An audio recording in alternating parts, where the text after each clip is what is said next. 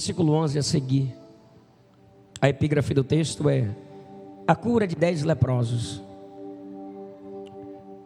Nós vamos discorrer um pouco esse texto, pregar um pouco sobre milagre na rota da obediência, falar um pouco sobre gratidão. Tem muita coisa boa aqui para a gente se alimentar essa noite. Está escrito assim: e aconteceu que, indo ele a Jerusalém, passou pelo meio de Samaria e da Galileia, e entrando numa certa aldeia, saíram-lhe ao encontro 10 homens leprosos. Quantos homens? Quantos homens? Os quais pararam de longe e levantaram a voz dizendo: Jesus, mestre, tem misericórdia de nós. E ele, vendo-os, disse-lhe: ide e mostrai-vos aos sacerdotes. E aconteceu que, indo eles, ficaram limpos. Versículo 15. E um deles, vendo que estava são, voltou glorificando a Deus em alta voz, e caiu aos pés, com o rosto em terra, dando-lhe graças. E este era samaritano. Esse era o quê? E respondendo Jesus disse: não foram 10 os limpos? Onde estão os 9? Terceira pergunta: não houve quem voltasse para dar glória a Deus, senão este estrangeiro? E disse-lhe: levanta-te e vai, a tua fé te salvou. Coloca a mão no seu coração, feche seus olhos, diga: Jesus, que se cale todas as vozes e que eu ouça apenas a voz do teu Espírito Santo. Essa mensagem tem um tema: Jesus vai perguntar por você. Vamos ler no 3 todos juntos? 1, 2, 3. Para o ensaio tá bom, vamos mais forte agora? 1, 2, 3. Jesus vai perguntar por você. Queridos, o Evangelho de Jesus, segundo escreveu o Dr. Lucas, é um dos evangelhos que nós chamamos de sinóticos. Chamamos de quê? Na verdade são 3 evangelhos sinóticos: Mateus, Marcos e Lucas. Sinótico é uma palavra grega que significa ver junto. São 3 evangelhos sinóticos: Mateus, Marcos e Lucas. No grego, sinótico é uma palavra grega que significa ver junto. Significa dizer que se você meditar no evangelho de Jesus, segundo escreveu Mateus, você vai enxergar Jesus mais ou menos como se Jesus estivesse naquele ventilador e você mais ou menos onde eu estou aqui. Mas se você meditar em Mateus e também Marcos, aí você já fica mais perto um pouco. Mas se você meditar junto com Mateus, Marcos e Lucas, você vai se aproximar mais um pouco. Mas se você quer completar para ter uma visão mais ampla sobre Jesus e meditar também sobre João, que não é sinótico, mas é canônico, é já a teologia joanina, vai se aproximar mais um pouco. Será como se você tivesse colocado no binóculo e vendo Jesus bem de perto. Ver juntamente. Não significa dizer que você meditando apenas em um não vai ter algumas informações sobre Jesus, mas se tu meditar nos 4 evangelhos, aí tu vai mergulhar em Cristo. Você está aí ou não? Lucas foi o único que relatou esse milagre tão esplêndido, tão célebre. Lucas, na verdade, ele é muito rico em detalhes. A sua escrita difere dos demais evangelhos, certamente por conta da sua graduação acadêmica. Lucas era médico. Lucas era o quê? Lucas era médico. O próprio Paulo faz questão de mencioná-lo em Colossenses capítulo 4, versículo 14, e o chama de o médico amado. Repita isso: o médico amado. É interessante dizer que, apesar da sua grande relevância de ter escrito o Evangelho de Jesus, segundo escreveu Lucas, e também ter escrito Atos dos Apóstolos, que ele escreve enquanto Cristo, tudo que Cristo fez, e ele escreve depois o que a igreja de Cristo fez. Ele continua escrevendo e relatando os atos do Espírito Santo, os atos dos apóstolos, ali em Atos dos Apóstolos. Então, aqui em Colossenses capítulo 4, versículo 14, ele vai ser chamado de o médico amado. Ele é citado 3 vezes na Bíblia. Quantas vezes? Em todas as vezes que ele é citado na Bíblia, é justamente Paulo que vai fazer menção dele. Em Colossenses capítulo 14, em Filipenses capítulo 23, versículo 44, Ele vai ser citado como um dos colaboradores do ministério de Paulo. E ele também, em 2 Timóteo capítulo 4, versículo 11, a parte A, e essa eu faço questão de ler, põe na tela, por favor. Eu acho muito lindo isso aqui. 2 Timóteo capítulo 4, versículo 11, põe na tela, por gentileza.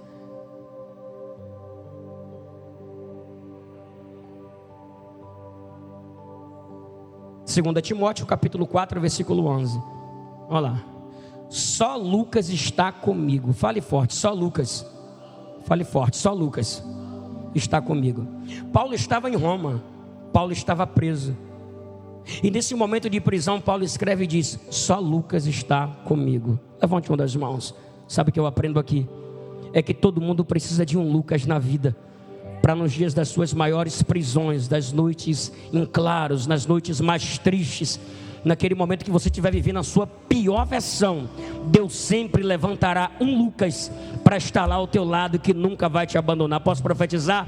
Deus levantará vários Lucas nessa geração para estar ao teu lado, para quando você estiver vivendo as suas lamúrias, seus momentos de prisões, as suas dores, as suas guerras. Pessoas fiéis, amigos fiéis, obreiros fiéis, que nunca irão te abandonar. Quem crê nisso, dá pelo menos um glória para Jesus Cristo de Nazaré. Lucas, ele não era judeu, ele é de origem gentílica, diga gentílica, nascido em Antioquia, da Síria, se converteu certamente ao cristianismo na segunda viagem de Paulo a Antioquia. A partir daí, não se tornou apenas um amigo, mas Lucas virou companheiro de Paulo em algumas viagens e colaborador do ministério de Paulo. É claro, Paulo onde ia era açoitado, era apedrejado, precisava de um médico para pelo menos fazer um curativo, colocar uma gaze e não levar apenas uma palavra, mas para ajudar esse homem. Você está aí ou não? Esse é Lucas, de origem latim, o nome dele.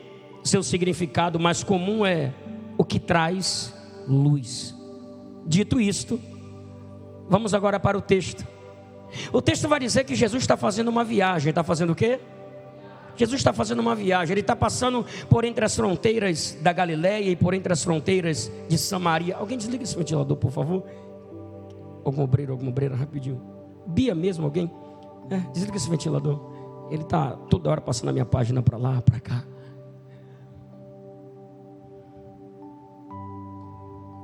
Obrigado, querida. Deus é bom. Jesus está fazendo uma viagem. O destino é Jerusalém. O destino é onde? Jerusalém. Está passando por entre as fronteiras da Galileia, por entre as fronteiras de Samaria. E o texto vai dizer que Jesus decide entrar em uma aldeia. E quando ele vai entrando em uma aldeia, o texto vai dizer que de dentro dessa aldeia vai saindo ao encontro de Jesus 10 homens leprosos, 10 homens miseráveis, 10 homens impuros. Só que eles não chegam a se aproximar de Jesus. Pergunta por quê? Porque pela lei não poderia, em hipótese alguma, alguém que foi acometido por lepra se aproximar de um sacerdote, se aproximar de um rabino ou se aproximar de alguém. No livro dos cerimoniais em Levíticos tem vários textos que vai falar acerca disso. Um homem, quando era acometido por lepra, ele teria que ser afastado do seio da família, ele teria que ser afastado de dentro do arraial, ser mandado para o lado de fora do leprosário ou para uma aldeia. Ele poderia ficar sozinho ou em um agrupamento com outros leprosos também, mas não poderia ficar dentro do arraial, nem dentro da sociedade. Tinha que ficar do lado de fora do arraial, isolado. No tempo do ministério de Jesus existia cerca de 70 tipos de lepra. Algumas eram contagiosas, outras não. Quem dava o diagnóstico, ou examinava essas lepras, o leproso geralmente era o sacerdote, porque para ser sacerdote ele teria que entender de veterinária, porque era ele que examinava os animais. E o sacerdote examinava o animal antes de imolar e antes de oferecer o sacrifício ao Senhor dos Exércitos. Caso passasse algum animal defeituoso, o culpado seria o sacerdote. O sacerdote também teria que entender de medicina, pois era ele que dava o diagnóstico ao indivíduo, se a lepra era contagiosa ou não. Era ele que era responsável em isolar o indivíduo da sociedade. E era ele que dava o diagnóstico para saber se estava também curado, purificado ou não. Você está aí ou não? Então essa legalidade, essa função era exclusivamente do sacerdote. Então nós temos aqui 10 leprosos. Eles não ousam se aproximar de Jesus. Só que eu acho lindo porque mesmo eles sabendo que são impuros, imundo, mesmo sabendo que é a escória da sociedade, mesmo sabendo que pela sociedade são miseráveis, ainda assim eles não permitem que o seu estado de miserabilidade impeça eles de se levantar para pelo menos de longe chamar a atenção de Jesus. Já quero liberar a primeira palavra para a tua vida. Não permita que as suas anomalias, não permita que as suas fragilidades, não permita que os seus erros, não permita que alguns comportamentos possam criar uma barreira entre você e Jesus Cristo de Nazaré. Porque esses 10 homens são 10 homens miseráveis, são 10 leprosos. Mesmo assim eles decidiram: sou leproso, sou miserável, mas eu vou me levantar. Eu não posso chegar perto dele, mas onde a minha mão não pode ir, o meu clamor pode. Alguém pegou? Onde o meu corpo não pode ir, o meu clamor pode. É por isso, pastora Janaína, que eles estão clamando de longe. E qual é o clamor dele? Clamar no hebraico é gritar em voz alta. Eu não sei porque eu estou pregando essa palavra e você está quieto ainda, que não deu um brado de glória. O clamor deles são exatamente assim, ó: Jesus, mestre, tenha misericórdia de nós. É alguém que decidiu não calar a boca mediante as dificuldades. É alguém que decidiu se levantar, mesmo um sacerdote um dia dando um diagnóstico dizendo: é morte, está condenado a apodrecer dentro de um leprosário. Ele está batendo no peito e está dizendo: não sou miserável, mas eu vou clamar. Eu não presto, mas eu vou clamar. Sou pecador, mas eu vou clamar. Estou leproso, mas eu vou clamar. Estou envolto em farrapos de pano, mas eu vou clamar. Eu estou leproso, mas eu vou clamar. O meu corpo está sendo sucateado pela lepra, mas a minha boca ainda dá para clamar. Tem alguém para clamar aí ou não? Ou você vai perder para leproso? A igreja não está leprosa. Se um leproso clamou, por que a IMAF não pode clamar? Cadê o primeiro que vai abrir a boca e dar aquele brado de glória para ele?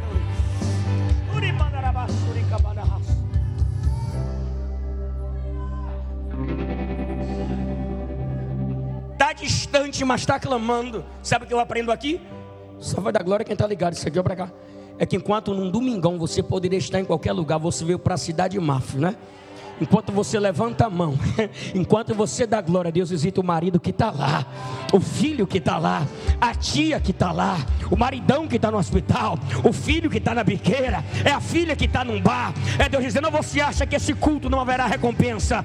Ou você acha que você veio aqui passear, que é um cinema, que é um shopping? Eu já reconheci o teu sacrifício, eu já estou vendo, já estou recebendo, e haverá uma recompensa. Enquanto você está aqui, Deus visita lá. Porque onde o teu corpo não pode ir, o teu clamor pode. Estão clamando. Só que o clamor dele, Danilo Bessa, não é de determinismo. Eu declaro, me cure. Não. Olha o clamor, presta atenção no texto. Jesus, mestre, tenha misericórdia de nós. Essa palavra misericórdia no original, na Vulgata Latina, é miserável, ou estado de miséria. Parafraseando, eles estão dizendo: olha para o nosso estado de miséria, Jesus, somos miseráveis. Pegou? E não estou falando sobre dinheiro, poder aquisitivo, porque tem gente que agora pode alugar um jatinho e ir direto para Disney, para essas férias. Está vivendo uma miséria na saúde. Tem gente agora que tem muita grana, mas está vivendo uma miséria num casamento. Levanta a mão. Só que você veio para o lugar certo. Porque o Jesus que olha com um olhar de piedade, de misericórdia, de empatia para os miseráveis, ele está aqui hoje. E ele está dizendo: esse estado de miséria no casamento não vai durar muito tempo não. Já ouvi teu clamor. Esse estado de miséria nas suas finanças não vai durar muito tempo não. Eu já ouvi o teu clamor. Esse estado de miséria no teu psicológico, emocional, no teu psique, não vai durar muito tempo não. Eu já ouvi o teu clamor. Tem alguém para dar glória? Tenha misericórdia de nós. E o texto vai dizer que Jesus, vendo-os, oxe, quem clama geralmente clama para ser ouvido, sim ou não? Só que o texto vai dizer que Jesus não apenas está ouvindo, Jesus está vendo. Posso liberar para a tua vida? Parafraseando Jesus dizendo: Diego, eu não só ouço o teu clamor, mas eu vejo a tua lágrima, eu vejo a tua dor, eu vejo a tua situação, eu vejo o quanto está doendo no teu peito, eu vejo quando você chega nesse culto com a alma em frangalhos, quebrado ao meio, a maquiagem bonita por fora, toda arrumada, mas por dentro a alma sangrando, e Deus está dizendo: eu estou ouvindo o teu clamor, e estou ouvindo a tua lágrima, estou ouvindo a tua dor, estou vendo o profundo da tua alma. Parafraseando, Jesus está dizendo: eu não estou apenas ouvindo, eu estou te vendo. Eu estou te vendo. Eu acho lindo aquela oração que Jesus ensina. Ele diz: quando fores orar, entra para o teu quarto, fecha a tua porta, e o teu pai, que não ouve, mas que vê em secreto, te honrará em público. Ele está vendo cada sacrifício seu aqui na obra. Ele está vendo os dias que você chega aqui cansado e mesmo assim você vem, você não desiste. Ele está vendo a sua entrega. Ele está vendo as suas dores. Ele está vendo o sacrifício. Ele está vendo a tua renúncia. Assim diz o Senhor: haverá uma recompensa para a vossa obra, viu? Alguém levantou a mão. Haverá uma recompensa para essa obra. Continua!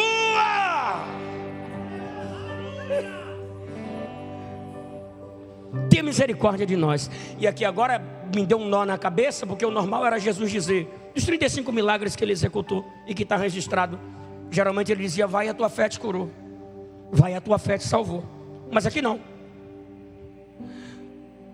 Ele vai dizer assim: vai-te e mostrai-vos ao sacerdote. Tem um agravante aqui, porque eu acabei de dizer que nenhum leproso pode se aproximar de um sacerdote. Poderia correr o risco de ser apedrejado, sim ou não? Pela lei não pode. Um leproso, quando fosse passar no meio de um arraial, tinha que abrir a boca e dizer: sai da frente, leproso. Aí todos se afastavam e aí ele passava. Um leproso no seu estado avançado, as cartilagens do seu corpo eram sucateadas. Perdia a cartilagem do nariz, dos lábios, da orelha, perdia a visão, queda de cabelo, caía as unhas e era mal cheiroso. Esses 10 homens estão condenados a apodrecer em um buraco e a ver o seu corpo ser sucateado até a morte. Só que Jesus chegou primeiro para mudar a história, não apenas desses 10 homens, mas para mudar a tua história. O diabo já tinha apostado que o teu casamento não passaria desse ano. O inimigo já tinha apostado que o teu ministério não passaria desse ano. As trevas fez reunião e apostou que você não duraria mais um dia. Mas quer saber? Jesus desceu na cidade de Mafra e manda dizer para você: é mentira do inimigo, tá? Que se cale todas as vozes que te lançam para um ambiente do pejorativo. Levanta a mão, cidade de Mafra. Vai vencer sim. O casamento não vai acabar. O ministério não vai acabar. Não vai morrer. Não vai sucumbir. Não vai parar. O Deus que chamou é o Deus que garante. Tem alguém que acredita nessa palavra? Não dá um glória não. Dá um brado de glória para estremecer essa casa. Jesus viu, Jesus ouviu e libera uma palavra de ordem. Com a palavra: vá e mostrai-vos aos sacerdotes. Diga: sacerdote. Percebeu que Jesus não anula aqui o sacerdócio? É Jesus que cura, mas ele está mandando: vá até o sacerdote para testificar, para ele fazer um rito de purificação, para testificar se de fato você está curado ou não. Diga: vá até o sacerdote. Repete isso comigo: sacerdote. Não sei se eu falo isso, vai dar problema. Sabe por que algumas pessoas não são curadas de suas lepras? Porque elas não sabem quem são os seus sacerdotes. Vou de novo. Sabe por que algumas pessoas não são curadas de suas lepras? Porque não reconhece, nem sabe o endereço do seu sacerdote. Aí fica pulando de igreja em igreja, de lugar em lugar. Mas Jesus está dizendo: para quem reconhece o seu sacerdote, tem cura. Tem cura. Tem cura. É Jesus dizendo: sou eu que curo, mas tem que passar pelo sacerdote. Sou eu que curo, mas é Ele que vai validar se você está purificado ou não. Passa pelo sacerdote. Qual o agravante aqui, pregador? O agravante eu falo agora para você.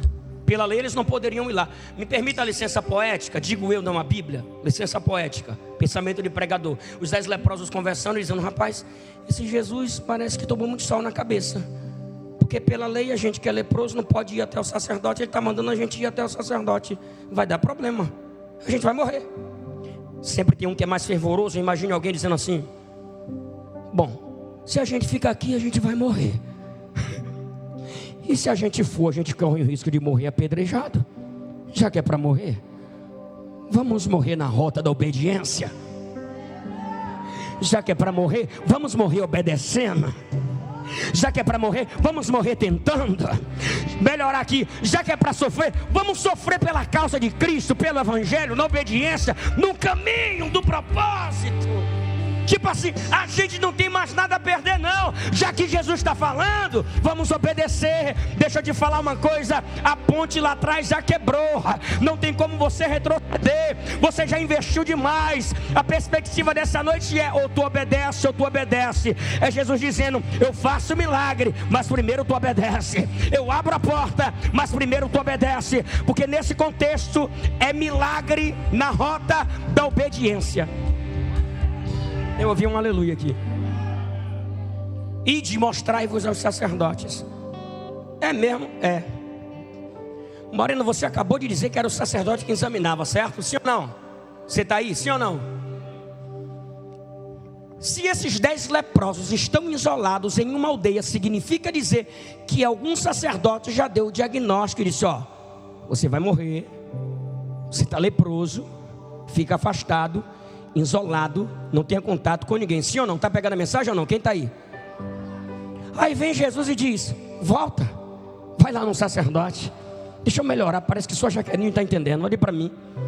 É como se você fosse até um médico e o médico fizesse uma bateria de exames e tivesse lá nódulo, caroço, cisto, um bocado de bagaceira, toda arrebentada, e você viesse com aquele exame chorando para o altar.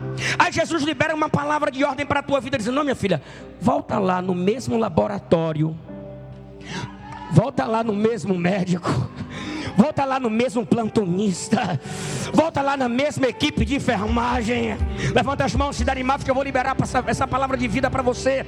Volta lá no mesmo ambiente que disseram que ia ser morte, que disseram que estava desenganado, que disseram que ia morrer, que disseram que estava leproso, que disseram que não ia pregar mais, correr mais, que não ia fazer mais nada. E fala para eles: está curado, está curado, está curado. Jesus vai pegar alguns exames e vai fazer assim, ó. Vai amassar alguns exames, vai confundir a medicina. Mulheres que não geravam, vai passar a gerar. Estava condenado à morte, mas vai ser vida. Corria o risco de ter morte múltipla dos órgãos, mas Jesus está dizendo: estou restaurando os órgãos, estou restaurando o cérebro, a massa cefálica, os nervos, os ossos, as articulações e todo o teu corpo, do alto da cabeça, planta dos pés. Tem alguém que acredita ou vai ficar me olhando? É loucura. Porque esses homens, Aira, já tem uma palavra de ordem. A palavra de ordem é morte. Vai ser sucateado pela lepra, vai ficar isolado, tipo internado, sem receber visita. Já era. Aí lá vem Jesus: não. A última palavra não é do sacerdote, a última palavra é minha. Estou sentindo a graça dele aqui. A última palavra não é do médico, a palavra é minha. A última palavra não é do cirurgião, a palavra é minha. A última palavra não é do obstetra, a palavra é minha. A última palavra não é do homem, a última palavra é de Deus. E qual é a palavra para essa noite, pregador? É vida, vida, vida, vida. Prega comigo o que é vida, vida, vida, vida com abundância.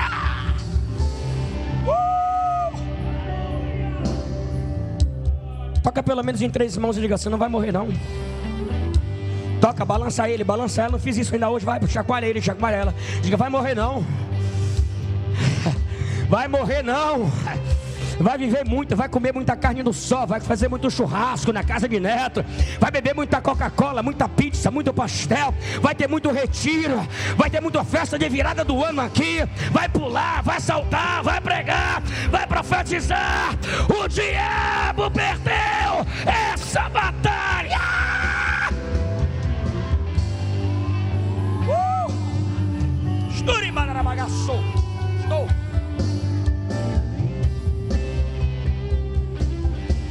Eu estou vendo algumas pessoas chorando. Eu estou vendo alguém falando em línguas e outros adorando. Mas é para fazer o quê? Ir até o sacerdote. Bom, a notícia que eu recebi lá não foi boa, mas o senhor está mandando, então tá bom. Lá vai os 10. Diga, lá vai os 10. Lá vai os 10.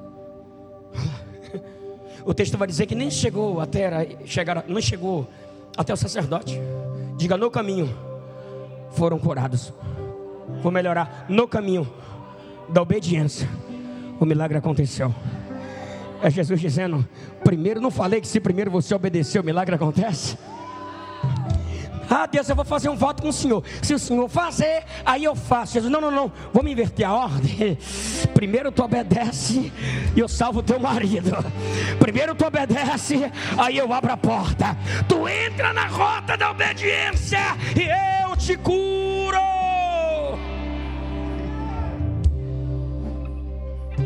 O texto vai dizer que indo eles foram limpos. E um deles vendo, fale vendo. Porque tem gente que parece que é cego. Espiritualmente, é claro. Não consegue enxergar o que Deus está fazendo na vida dele ou na vida dela. Um deles vendo. Opa. É alguém que está na rota da obediência, mas está olhando. Jesus vai me curar. Jesus vai me curar. Os distraídos nem percebem. Mas quem está atento vê o que Deus está fazendo. E quem vê, automaticamente logo vem um sentimento no coração: vou voltar para adorar e para agradecer aquele que me deu a ordem para eu ir até lá. Um deles, vendo que foi curado, purificado, voltou para adorá-lo e agradecer. Se prostrou aos pés de Jesus. Porque a rota da obediência me conduz até os pés, irmão. Está nos pés, adorando, glorificando em voz alta.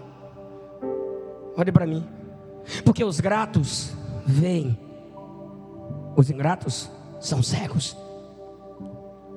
Os gratos lembram, os ingratos sofrem de amnésia. Os gratos falam, os ingratos se calam. É por isso que às vezes você está pregando, você vai ver alguém dando um glória alto.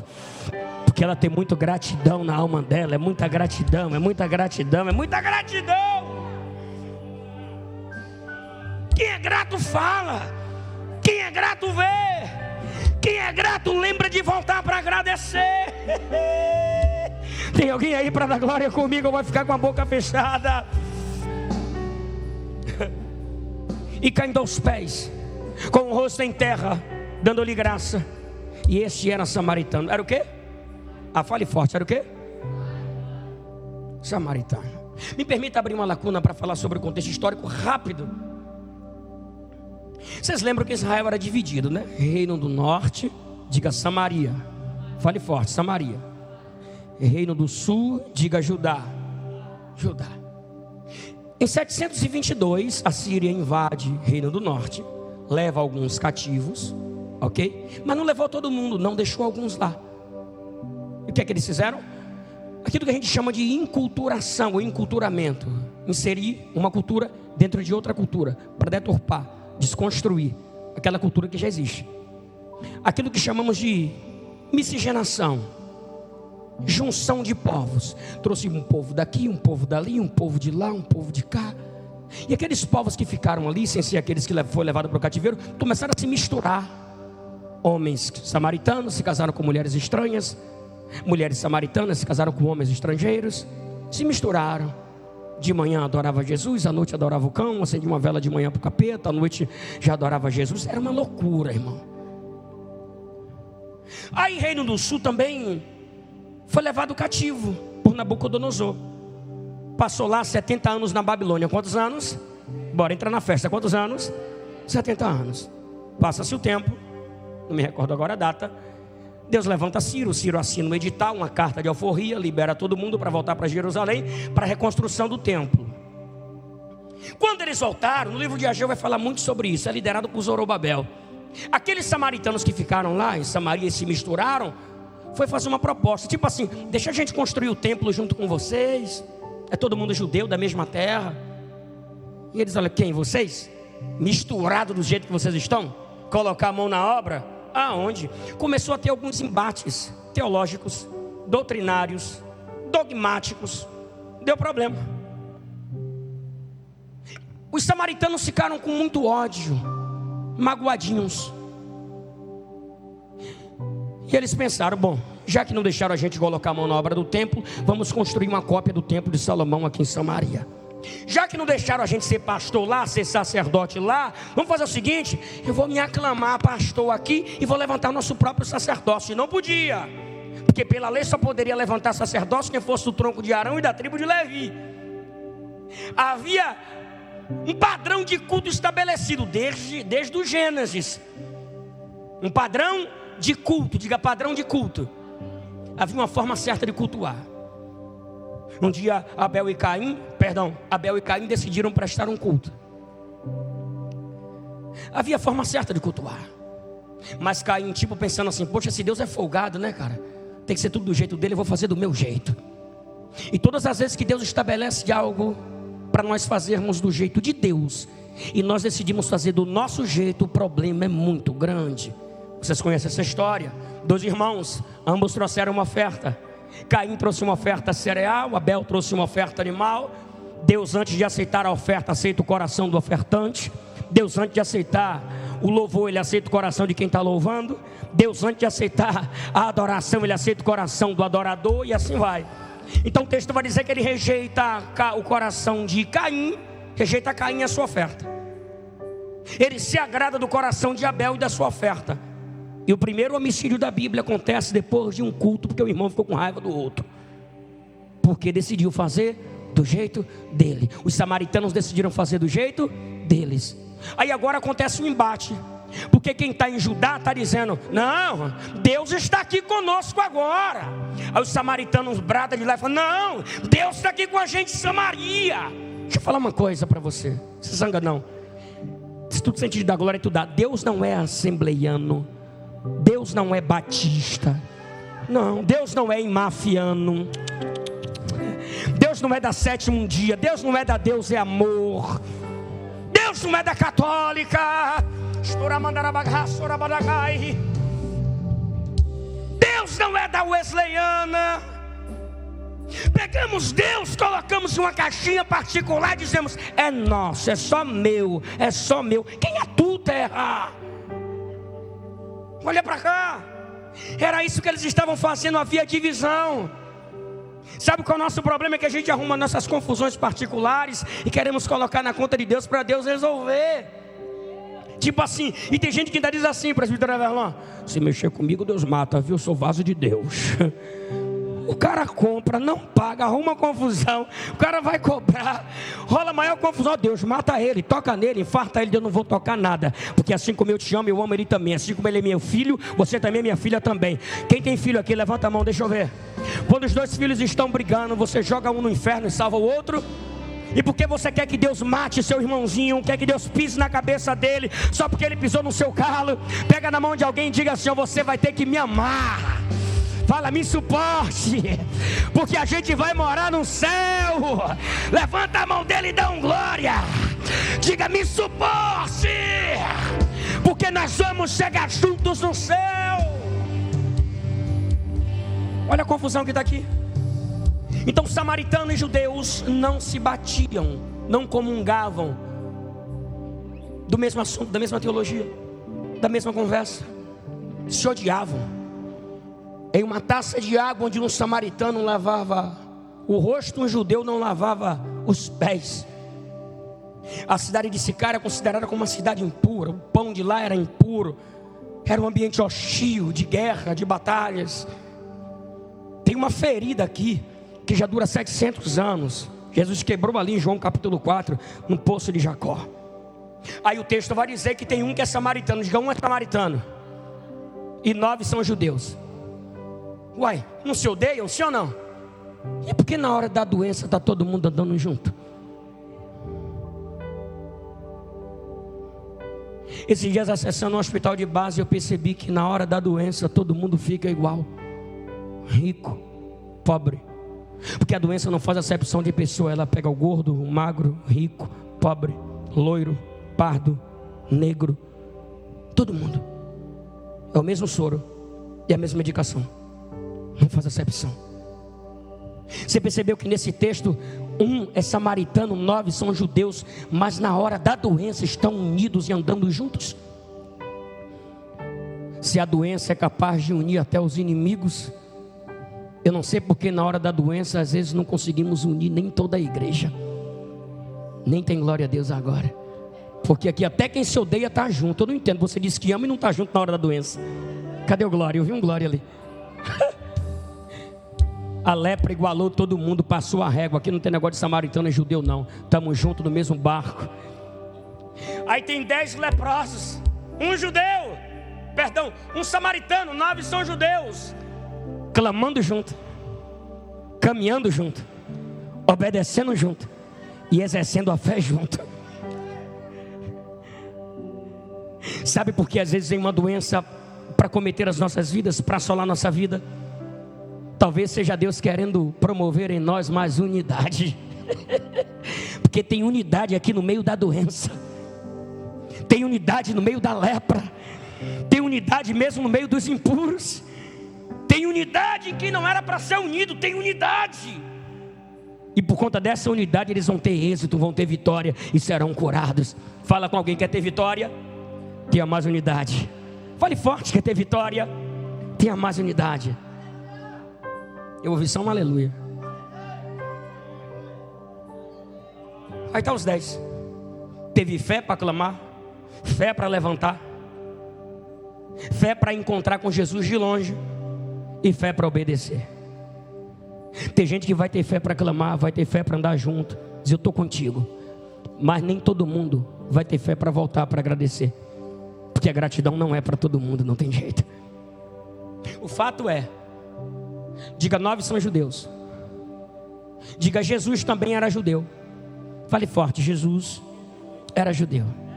Penso eu, presbítero Tiago, esses 9 não voltou para agradecer, não é mera ingratidão. Não é só isso não. Isso aqui é alguém que tem dificuldade de reconhecer o chamado de alguém que é da mesma terra. Só uma pessoa pegou. São 9 pessoas que têm dificuldade de bater continência e dizer verdadeiramente: esse Jesus é o Senhor. Posso conjecturar? O Espírito Santo me dá liberdade para isso.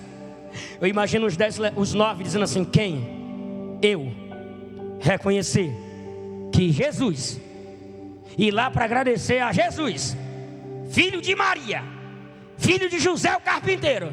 Tipo assim, a gente cresceu junto, correndo, pegando picula lá na mesma rua. Eu reconhecer que ele tem um chamado. Onde? Vou lá nada. Eu vou me embora, vou capar o gato, já peguei meu milagre, vou embora. Você está entendendo que tem pessoas que não é mera ingratidão? Tem pessoas que têm dificuldade de dizer que você pregou bem, que Deus te usa, que você tem um chamado, que você tem unção, que quando você louva é diferente, quando você canta é diferente, quando você está operando é diferente, quando você está na igreja é diferente. Que as pessoas olham para você e reconhecem seus sacerdócios, o sacerdócio, mas tem gente, nem todo mundo vai admitir isso. Agora pergunta por quê? Porque tem gente que tem dificuldade de te elogiar em público, ou reconhecer alguma coisa em você em público. Até te segue, mas não curte nada, não comenta nada. Já se comprometeu demais nos bastidores, falando nas panelinhas, nos bastidores, que não tem como mais te elogiar em público e nem curtir mais. Porque se alguém vê ele abraçado com você, alguém vai dizer: gente, mas estava falando mal de fulano, agora está abraçado, não entendi. Vai chocar. Então não se preocupe com aqueles que não voltaram para agradecer. Não é mera ingratidão. É alguém que tem dificuldade de reconhecer o brilho que Deus inseriu em você. Levanta a tua mão. Eu vou profetizar. Levante essa cabeça, meu filho. Levante essa cabeça, minha filha. Não se preocupa com as opiniões alheias, não. Não se preocupa com aqueles que não voltaram para agradecer, para ser grato, para reconhecer, para adorar e dizer que Deus Deus é na sua vida. Tem gente que vai ser abençoada através da tua pregação, da tua oração, do teu sacerdócio, do teu chamado, mas nunca baterão continência e nem abrirão a boca para dizer que Deus é na sua vida. Não, eles não vão fazer isso, e está tudo bem. Continue focado, quem te chamou foi Deus, e Deus que te chamou te garante. Deu para entender ou está complexo? Deu para entender? Diga amém. Diga, não é mera ingratidão. Fale forte, não é mera ingratidão. É dificuldade de reconhecer. Eu vou liberar que aquele que os curou era o príncipe da paz, o leão da tribo de Judá, o grande eu sou, o Emanuel, o Deus conosco, o Todo-Poderoso, o príncipe da paz, a água viva, o pão da vida, o rosa de Saron, o alfa e o ômega, a videira verdadeira, o primogênito dos mortos, aquele que foi, aquele que é, aquele que virá, aquele que sempre será, Jesus Cristo de Nazaré. Fala para pelo menos 3 pessoas, custa reconhecer?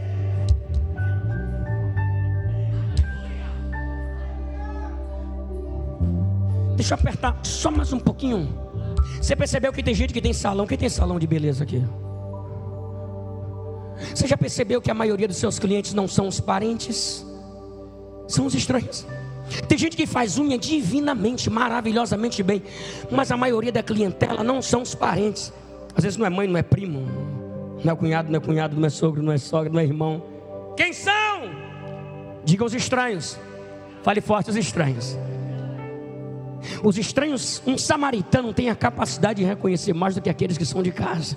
E está tudo bem. É porque vocês cresceram juntos, jogando bola, brincando de boneca na mesma rua, na mesma casa.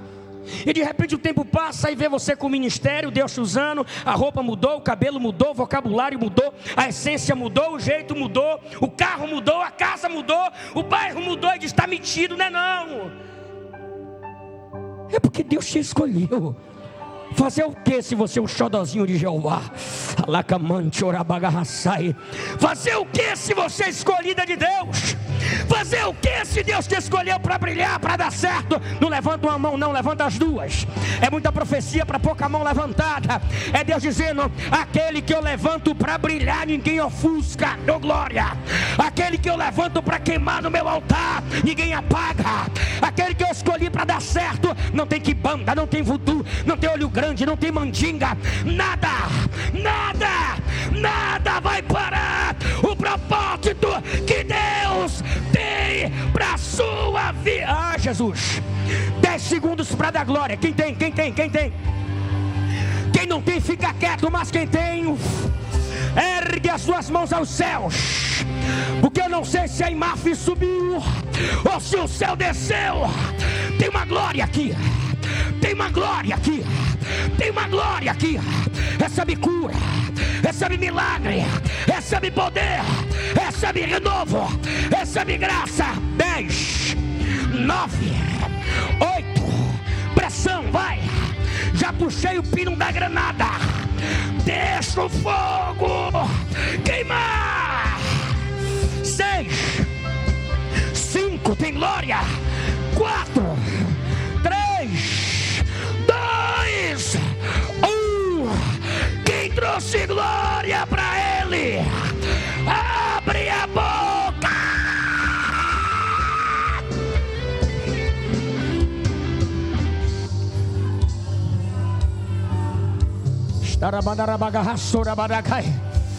Quem tem?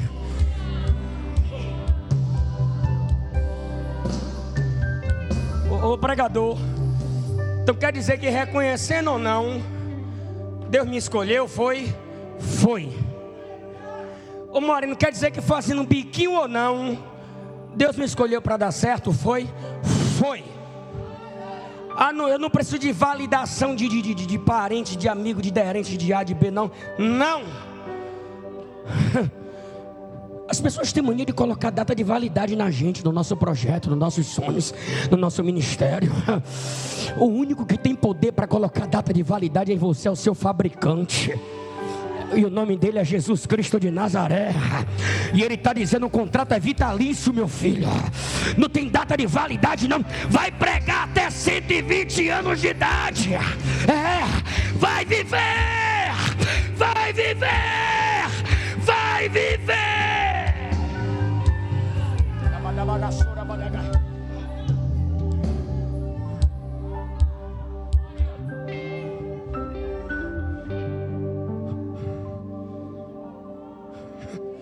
Eu estou ouvindo um barulho dos gratos aí. Versículo 17. E respondendo Jesus disse, e agora entra o tema da mensagem: não foram 10 os limpos? Primeira pergunta. E onde estão os 9? Segunda pergunta. Não houve quem voltasse para dar glória a Deus, senão esse estrangeiro? É claro que Jesus não está em crise porque alguém não voltou, tá, gente? Não, Jesus era muito bem resolvido com isso. Jesus é alguém que tem muita inteligência emocional. Diga inteligência emocional. Ele não está em crise porque não voltou, mas se ele está falando e nada na Bíblia está aqui pairando no ar à toa, ele almejava no coração dele que esses também voltassem e exercessem a gratidão. Por que eu digo que Jesus é bem resolvido? Vem comigo. Perceba que Jesus andava acompanhado por uma multidão. Diga multidão. Pronto. Depois ele separou 70 e enviava de 2 em 2. Diga multidão. 70. Diga está diminuindo. Para o colégio apostólico ele escolhe 12. Diga 12. Agora diga está diminuindo. Dos 12 tinha 3 que era mais íntimo: Pedro, Tiago e João. Repete comigo. 1, 2, 3. Está fraco. 1, 2, 3. Aí desses 3 tinha um que era mais íntimo. Ele mesmo se declara João, aquele que Jesus amava, aquele que nasceu no dia da traição, que Judas o vendeu. Ele colocou a cabeça no ombro de Jesus e disse: fala para mim, quem é que vai te trair? E ouvindo os batimentos cardíacos de Jesus, percebeu? Repete comigo. Multidão, 70, 12, 3, 1. E para ser amigo, ele escolheu um que nem fazia parte da obra e do colégio apostólico. Porque para ser discípulo qualquer um pode até ser, mas para ser amigo nem todo mundo pode ser. Então ele escolhe quem? Qual o nome? 1, 2, 3. Mais sorte. 1, 2, 3. Melhor do que ter credencial, melhor do que pregar, melhor do que cantar, melhor do que operar, melhor do que ganhar um bocado de alma, melhor do que ter um chamado, é ser amigo de Jesus. Percebe como Jesus é muito inteligente nos seus relacionamentos interpessoais? Percebe como ele é muito didático? É muito inteligente. Isso não é inteligência emocional. Diga para alguém: aprenda com Jesus. O problema é que a gente bota todo mundo num pacote e diz que todo mundo é amigo e nem é. Então aprenda a separar amigos, ajudadores, colegas. Aprenda a separar. Blinde a sua mente, o seu coração, como Jesus fez. Então Jesus não está tendo crise aqui porque alguém não veio reconhecer. Nada. Pedro negou 3 vezes, Jesus não mudou o propósito, continuou sendo o mesmo. Judas o vendeu por 30 moedas de prata, a preço de escravo, e Jesus não mudou, continuou no mesmo propósito. Tem alguém aí comigo? Agora bem devagarinho, com carinho, pega a mão desse irmão, com respeito, com carinho, com amor. Olha no olho dele, no olho dela, diga: não mude a sua essência por conta de alguns ingratos. Não, se tu sentir de dar glória, tu dá. Se não sentir, fica quieto. Fala: não mude a sua essência porque alguém não reconheceu e não voltou para agradecer. Eu fico olhando para o nosso pastor Isaías. Primeiro eu olho para Jesus, depois eu olho para ele, e eu olho: meu Deus, como é que esse homem aguenta tanta porrada? O homem já foi traído, continuou. Enfrentou rebelião, continuou. Alguém quis desfazer, continuou. Alguém apedrejou, continuou. Criticou porque da parede preta, porque das luzes, ele continuou. E hoje Hoje ele está vivendo o apogeu do seu ministério. Não permita que os ingratos da vida mude a sua essência e aquilo que você é. Ai, meu Deus.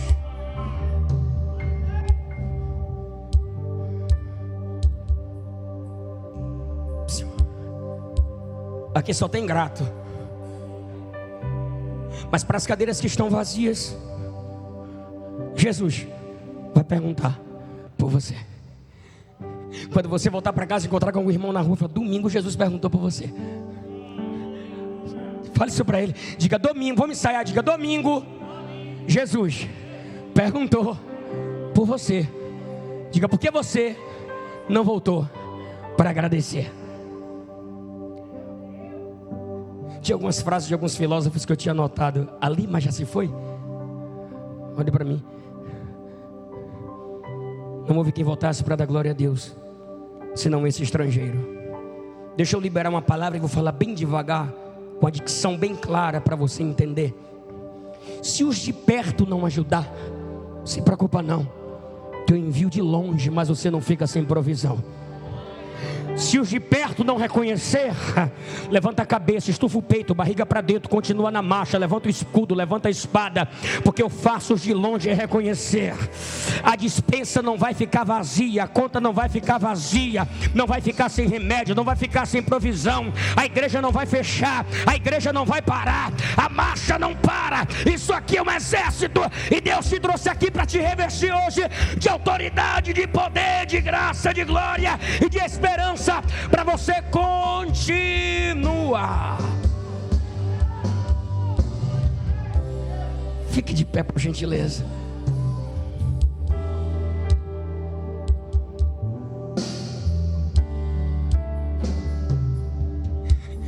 Anotei umas frases de Agostinho de Hipona, de Charles Haddon Spurgeon, mas foi-se embora.